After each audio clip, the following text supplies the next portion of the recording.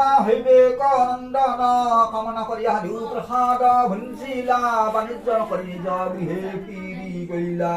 শীঘ্ৰ গতি উত্তৰিলাপন নগৰ যতনে বাজে দুনিয়া ঘাটি আপোনাৰ পৰমানন্দে সাধু চতুৰি দৌলে চৰি প্ৰবিদ্যা চতুৰংগ দলি বেৰি আজংগে রঙে কালি করে লক্ষ্যপতি হত্যর গ্রহদে লীলা হইলা গর্ভবতী দশম লীলায় কন্যা প্রসবিলা নানাবাদ্য বজাইলা মঙ্গল করিলা শুক্লপক্ষে চন্দ্র যেন বারে দিনে দিনে কলাবতী নাম রাখিলন্ত কারণে লীলাবতী বলে নাথ শুনা নিবেদন অঙ্গীকার করি আসা পূজা নারায়ণ কি ভাবনা করা প্রিয়ে কহে সদাগর জীব সত্যৰ ধাৰ বিদায় কন্যাৰ শিশুকাল বৈলে তাৰ বালিল যৌৱন কন্যাৰ বিবাহ লাগি চিন্তাযুক্ত মন বৰ বিচাৰিতে সাধু দূত পঠাইলা দৈৱগতি দুতে পাত্ৰ পাইলা কাঞ্চন নগৰে ঘৰ অতি মনোৰম বনিকুলত জন্ম সংঘৱতী নাম মদন মহান ৰূপ অতি মনোহৰ কন্যাদান হলে কইলা টংক পৰি সমাদৰ বহুত আৰম্ভে সাধু কন্যা সমৰ্পিলা জমন হিতাতে মন জামা কাল ভিলা সত্যবান পৃথিৱীয়া দিলন্ত কন্যাক বাণিজ্য কইলা সংগে লয়া জমাতাক সেই কাৰণে কুপিত ভৈলন্ত নাৰায়ণ অখণ্ড বিধি লেখা নহয় খণ্ডন পৰম যতনে সাধু ডিংগা সজাইলা মাটিমালা বেকংগে গমন কৰিলা সন্মুখে দেখিলা এক ৰজাৰ নগৰ সেই ৰাজ্যে নৌকা বান্ধিলন্ত সদাগৰ তাতে সাধু পাছাবাৰী কৰিলা নিৰ্বাণ বিকিতে কিনিতি পাতিলা দোকান বেচা কিনা কৰে সাধু জমাতা হাঁহিতে কদিনা বিপদ ঘটিলাই অসংবিতে সত্যনাৰায়ণ প্ৰভু চালনা কৰিয়া ৰজাৰ ভৱনেশ্বৰ দিলা পঠাইয়া ৰাজাৰ সমস্ত ৰত্ন আনিয়া তস্কৰ লক্ষ্যপতি স্থানে বিক্ৰী কৰিলা সত্তৰ ৰাজাৰ ভয়ত কতয়াল কম্পে দৰে ফুকাৰিয়া ফুৰে তাৰা বাজাৰী বিচাৰি চাহিয়া কৈত স্বৰূপ নাপায় অৰ্তনন্দ কৰি কান্দে কুঁৱৰী গোহাঁই এই ৰূপে দিশে কান্দে কতয়ে লগন অন্তৰিক্ষে থাকি আহিছে নাৰায়ণ আকাশী বচনা শুনি সমৰ্পিত হইলা বচনা শুনিলে মাত্ৰ কিছু নেদেখিলা শুনা শুনাবলৈ পুনৰ সত্যনাৰায়ণ এই সাধু চুৰি কৰি পাতিছে দোকান আকাশী বচনা শুনি কতই ৰজক সাধুৰ নিকটে যাই হইলা উপনীত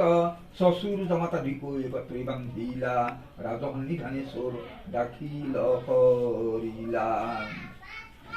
বিচাৰ নকৰি আজ্ঞা কৰিলা ৰাজন কাৰাগাৰে বান্ধি ৰখা জগত জীৱন নিজাৰ নকতে ৰাজ আজ্ঞা পাই বন্দী কৰি ৰাখিলন্ত শহুৰ জোঁৱাই সাধুৰ নৌকাৰ ধন লুটি লইলা সত্যদেৱকতে সাধু বিপদে পৰিলা বন্দী হলে কান্দে কান্দে সাধু ফুকাৰি ফুকাৰি সত্যনাৰায়ণতে বলা হৰি হৰি হৰি হৰি বন্দী হলে কাটি গইলা দ্বাদশ বৎসৰ সাধুৰ গৃহৰ কথা শুনায় তপৰ ধন দিয়া গইলা সাধু বাণিজ্য কৰিতে খৰচ ভৈলন্ত হব পথ নিৰীক্ষিতে হাল বাতি লতা জাৰি দেখি শুই আছিলা সাধুৰ বিলম্ব দেখি তাক বেছি খাইলা পৰিধান বস্ত্ৰ আৰম্ভ ভৰণ সমস্ত বেছি কইলা সুদৰ পূৰণ জিজ্ঞাসিলা স্থানে স্থানে প্ৰতিজনে জানে নাপাৰে কহিতে সাধু আছে কোন স্থানে উদ্দেশ্য নাপায় তৰা কান্দিয়া বিকল কৰাকেৰ ধন নাই গৃহৰ সম্বল দাসী কৰ্ম কৰি দুহে যে পায় মজুৰি তাকে খায় দিন কাটি মহা কষ্ট কৰি একদিনা কলাৱতী সাধুৰ কুমাৰী উপনীত হইলা গিয়া ব্ৰাহ্মণৰ বাৰী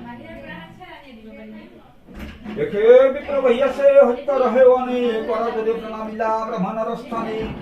ভক্তি ভাৱে কলাৱতী ভঞ্জিয়া প্ৰসাদ কহিতে লাগিলা কথা কৰিয়া বিহাদ আমাৰ কামনে কখ নাহা ঠাকুৰ বাপৰ স্বামী পুৰুষ সত্তৰ এইমতে আমি কৰিব নিশ্চয় সত্যে সত্যে মন বাঞ্ছা যদি পূৰ্ণ হয় কলাৰ গতৰ দেখি কহিলা ব্ৰাহ্মণ একচিত্তে সেৱা কৰা সত্যনাৰায়ণ কলাৰ পত্ৰ দেখি প্ৰভু নাৰায়ণ কহে কচিত সেৱা কৰা সত্য নাৰায়ণ সেৱাতে সন্তুষ্ট যদি হয় গদাধৰ বাপৰ সন্তুৰ আহিবি সত্তৰ সপায় দ্বিজবৰ স্থানে দণ্ডগত কৰি গৈলা পন ভৱনে কলাৱতী আহিতে অনেক হীৰাত্ৰী সন্দেহ কৰিয়া গালি পাৰে লীলাৱতী কোন ৰংগে তৰাত্ৰী কাহাৰ মন্দিৰে কি হেতু বিলম্ব কৰিলি কিয়া সেই অন্তৰে কলাৱতী গৈ মাতা শুনা বচন যি কাৰণে ৰাত্ৰি হইলা কহি বিৱৰণ এক অদ্ভুত আমি দেখিলো নয়নে সত্যনাৰায়ণ হেবে ব্ৰাহ্মণ সজ্জনে কলিযুগ সত্যনাৰায়ণ অৱতাৰ গলি যে যাহা কামনা কৰি সিদ্ধি হয় তাৰ আমিও কামনা মাতা কৰিলি তথাই স্বামী আৰু বাপ মোৰ আহি ইয়ালৈ জগত সৈন্য মোৰ থাকায় জীৱন জগত কৰিব হোৱা সত্যনাৰায়ণ শুনিয়া কন্যাৰ কথা ক্ৰোধ সমৰিলা পুজিতে সত্যৰ পদ মানস কৰিলা জননী দুহিতা দোহে চলিলা ভিক্ষাক একচিত্তে ভাগিলান্ত সত্য দেৱতাক পাইলা যথিক দ্ৰব্য কি কৰিব আৰু বেলা বখানে ফিৰি আহিলা নিজ ঘৰ সেৱাৰ সামগ্ৰী